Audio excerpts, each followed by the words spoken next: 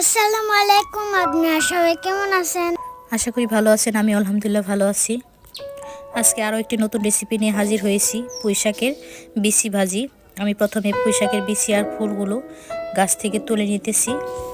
আমার নিজের গাছের এই পুঁইশাক, এগুলা তুলে সুন্দর করে বেছে পরিষ্কার করে নেব।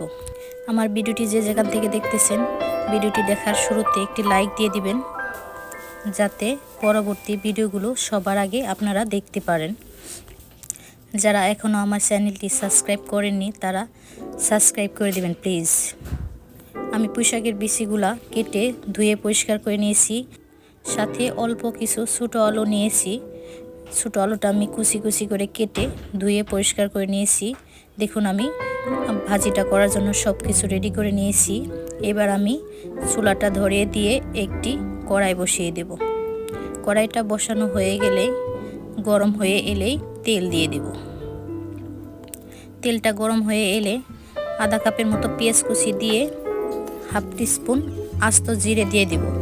দিয়ে এরপরে দিয়ে দেব 3 চামচের মতো গোটা রসুন আর 4-5টে কাঁচামরিচ ফালি দিয়ে হালকা একটু ভেজে নেব বাদামি কালার করে।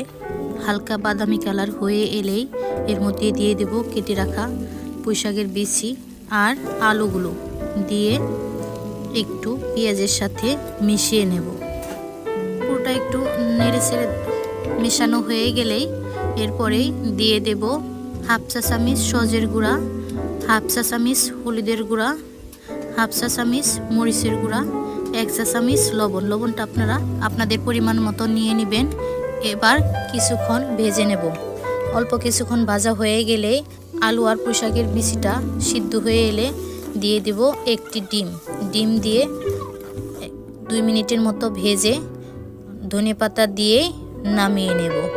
আপনারা দেশে কিংবা দেশের বাইরে যে যেখান থেকেই দেখতেছেন আমার ভিডিওটি, পুরো ভিডিওটি দেখার জন্য সবাইকে অনেক অনেক ধন্যবাদ। ভালো থাকবেন সবাই। আল্লাহ হাফেজ।